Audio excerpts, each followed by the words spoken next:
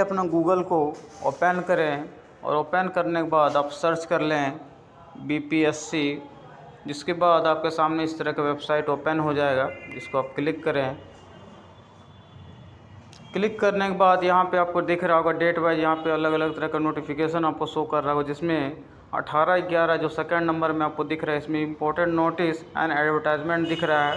तो नोटिस को अगर आप देखें तो नोटिस में दिया गया है कि कब से वैकेंसी फॉर्म भराना स्टार्ट होगा और कब इसका लास्ट डेट होगा, तो वो यहाँ पे आपको शो कर रहा है। तो ऑनलाइन आवेदन प्रारंभ करने की तिथि 25 नवंबर रखी गई है और ऑनलाइन आवेदन की अंतिम तिथि 20 दिसंबर रखी गई है। तो आपका वेबसाइट यही रहेगा, बीपीएससी का जो वेबसाइट है bpsc.bis.nic.in ये वेबसाइट है, इस पे जाके आप 25 नवंबर से फॉर्म भरना स्टार्ट कर सकते हैं और 20 दिसंबर तक के बीच में आपको फॉर्म अप्लाई कर लेना है। ये आपका नॉर्मल नोटिस है। उसके बाद आप यहाँ पे अगर पूरा वीडियो आइकन देखने जाएँ तो एडवर्टाइजमेंट ऑप्शन जो दिख रहा है सेकंड वाले में ही 18 तारीख के डेट में, आप उस वेबसाइट पे जाकर चेक कर लें। यहाँ पे आपको फिर से दोबारा नोटिफिकेशन यहाँ पे डाउनलोड हो जाएगा, जिसमें आपको पूरा विज्ञापन यहाँ पे दिख रहा है कि अलग अलग पोस्ट के लिए ये बहाली निकाली जाती है, जिसमें आपका पुलिस उपाधीक्षक, जिला समादेष्टा, अग्निशमन पदाधिकारी, कारा अधीक्षक, अवर निर्वाक्षर पदाधिकारी, श्रम अधीक्षक, नियोजनालय पदाधिकारी, सहायक निबंधक, ईख पदाधिकारी, बिहार शिक्षा सेवा पदाधिकारी, इस तरह के नॉर्मल यहाँ पे आपको 21 तरह के पोस्ट दिख रहे हैं जो कि बीपीएससी के द्वारा जारी किया गया है। और ये अलग अलग लेवल पे हैं, जैसे लेवल 9 आपको दिख रहा है, लेवल 7 दिख रहा है। तो ये 2 अलग अलग लेवल के लिए वैकेंसी निकाली गई है। उसके बाद कैटेगरी वाइज यहाँ पे आप पोस्ट देख लें, जो टोटल पोस्ट जारी किया गया है उसमें आपको यहाँ पे कैटेगरी वाइज पोस्ट को देख लें। एज आपको यहाँ पे शो कर रहा है, तो 3 अलग अलग यहाँ पे एज आपको दिख रहा होगा कि किसी वैकेंसी के लिए आपको यहाँ पे 20 साल एज रखा गया, किसी में 21 साल और किसी में 22 साल है। तो ये मिनिमम एज है कि आपका एज 20 से 22 साल स्टार्टिंग में होना चाहिए और लास्ट डेट आपका जो है नॉर्मली हाईएस्ट एज होना चाहिए वो 37 साल, 40 साल और 42 साल। तो 37 हो गया जनरल ओबीसी वाले के लिए, ओबीसी में महिला ईबीसी के लिए यह आपको 40 साल है और एससी एसटी के लिए यहाँ पे 42 साल रखा गया है। तो ये सब पूरा विज्ञापन में एक बार ज़रूर देख लें, उसके बाद ही फॉर्म को फिलअप करें। उसके बाद यहाँ पे टोटल सीट के अगर काउंट किया जाए तो टोटल यहाँ पे आपको दिख रहा है कि 281 सीट यहाँ पे शो कर रहा है। तो ये नॉर्मल अभी दिया गया है विज्ञापन, लेकिन इस पर सीट बाद में बढ़ोतरी भी हो जाती है, तो उसको हिसाब से आप यहाँ पे अभी अप्लाई कर सकते हैं। बाद में अगर ऐड भी होता है तो आपने वो टोटल यहाँ पे शो कर दिया जाएगा, वेबसाइट पर नोटिस दे दिया जाता है। उसके बाद अगर क्वालिफ़िकेशन देखें तो यहाँ पर क्वालिफ़िकेशन दिख रहा है कि वर्णित 1 में वर्णित क्रम संख्या 1 से 21 तक जो टोटल आपको पोस्ट शो किया, उसके लिए आपको क्वालिफिकेशन ग्रेजुएशन होना चाहिए, स्नातक मतलब ग्रेजुएशन होना चाहिए, चाहे वो किसी भी ग्रेड से हो सकता है, बीए हो, बीएससी हो, बीकॉम हो या अदर कोई भी आपका क्वालिफिकेशन है, चाहे वो बैचलर डिग्री हो, डिप्लोमा डिग्री हो या फिर ग्रेजुएशन में आपको जैसे हो जाता है टेक्निकल डिग्री हो, वो भी ग्रेजुएशन लेवल का अगर कहलाता है तो आप उसके लिए फॉर्म भर सकते हैं। तो ग्रेजुएशन इसका हाईएस्ट क्वालिफिकेशन है जिसके लिए आप एलिजिबल हो गए। उसके बाद यहाँ पे टोटल आपको डिटेल में देख लीजिएगा। तो आरक्षण में जैसे नॉर्मल होता है कि कोई फॉर्म भरते हैं तो उसमें आपको कितना % आरक्षण मिलेगा, किसको क्या छूट मिलेगा, वो टोटल दिया हुआ रहता है। तो यहाँ टोटल आपको दिख रहा होगा। तो अप्लाई के टाइम तो ये नॉर्मली आपको एक नोटिफिकेशन है जिसको आपको देखना है, इसी हिसाब से आपको फॉर्म भरना है, उसी हिसाब से डॉक्यूमेंट अपना तैयार करना है। तो अप्लाई में यहाँ पर जैसे आपको है SC ST के लिए यहाँ पर कोड वगैरह जो रखा गया है वो आपको यहाँ पर शो कर रहा है। उसके बाद नीचे एज में अगर जाएँ तो एज जैसा आपको ऊपर में ही मैंने बता दिया कि 20 साल, 21 और 22 साल ये मिनिमम एज रखा गया और अधिकतम 37, 40 और 42 रखा गया है। तो ये कैटेगरी वाइज दिया गया है जो कि पूरा विज्ञापन में देख लीजिएगा।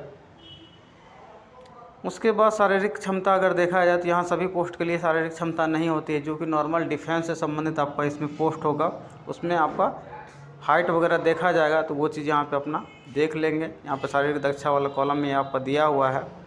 उसके बाद अगर पेमेंट की बात करें तो नॉर्मल अभ्यर्थी जो जनरल में आते हैं उनके लिए यहाँ पे 600 अमाउंट रखा गया है। SC ST और महिला टोटल सभी के लिए यहाँ पे 150 अमाउंट रखा गया है, जो कि नॉर्मल पहले से भी यही चीज़ लागू चल रहा है। अदर राज्य के अगर भरने वाले रहेंगे तो वो भी जनरल में माने जाएंगे, तो उनको भी यहाँ पे 600 अमाउंट पे करना होगा। तो ये नॉर्मल पे है। उसके अलावा यहाँ पे जो भी एक्स्ट्रा चार्ज कटेगा बैंक के रूप में वो आपको यहाँ पे नोटिस में दिख रहा है। उसके अलावा अगर आप खुद से नहीं कटाते हैं, कैफ़े के द्वारा कराते हैं, तो कैफ़े चार्ज भी इसमें दे होगा। तो ये सब चीज़ अपना देख लें।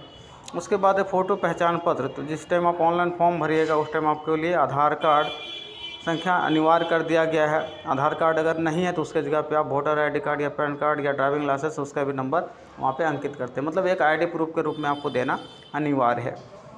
उसके बाद एग्ज़ाम का अगर प्रक्रिया देखें तो नॉर्मल है। पहला पीटी होता है जिसमें आपका टोटल 2 घंटे के एग्ज़ाम होगा और 150 अंक होंगे, और जिसमें बहुविकल्पीय उत्तर में से प्रश्नवार किसी एक उत्तर का चयन अपेक्षित होगा, जो नॉर्मल पहले से सिलेबस है लगभग उसी तरह का आपको दिया गया है। उसके बाद प्रारंभिक परीक्षा में गलत उत्तर के लिए नकारात्मक अंक नेगेटिव मार्किंग लागू किया जाएगा। मतलब अगर आप गलत जवाब देते हैं तो यहाँ पे आपका नंबर कटेगा। उसके बाद यहाँ पे दिया हुआ कि प्रारंभिक परीक्षा महज जांच परीक्षा होगी, जिसके आधार पर मुख्य परीक्षा है तो उम्मीदवारों का चयन किया जाएगा। मतलब प्रारंभिक परीक्षा सिर्फ आपको मेन परीक्षा जो है वहाँ तक जाने के लिए एक प्रक्रिया है। मेन प्रक्रिया आपका जब होता है तब आपका इंटरव्यू लेवल वगैरह स्टार्ट होता है। उसके बाद नीचे अगर मुख्य लेवल का देखें तो मुख्य लिखित परीक्षा में दिया गया कि इसमें 3 विषय की होगी, जिसमें 2 अनिवार्य विषय, सामान्य हिंदी 100 का, और उसमें पास होने के लिए 30 मार्क्स रहेंगे। उसके अलावा सामान्य अध्ययन 300 अंकों का होगा। उसके अलावा एक विषय अनिवार्य विषय होता है जो आपको यहाँ पे चूज करना होगा, उसको यहाँ पे ऐड करना है। उसके बाद जो आपको मुख्य विषय में यहाँ पे ऐच्छिक विषय वगैरह आप चूज करते हैं अप्लाई के टाइम, उसमें से आपका क्वेश्चन किस किस सब्जेक्ट से रहेगा, किस टॉपिक से कितना क्वेश्चन रहेगा, ये टोटल चलिए यहाँ सब्जेक्ट वाइज आपको दिया गया है, वो चीज़ को एक बार ज़रूर देख लें।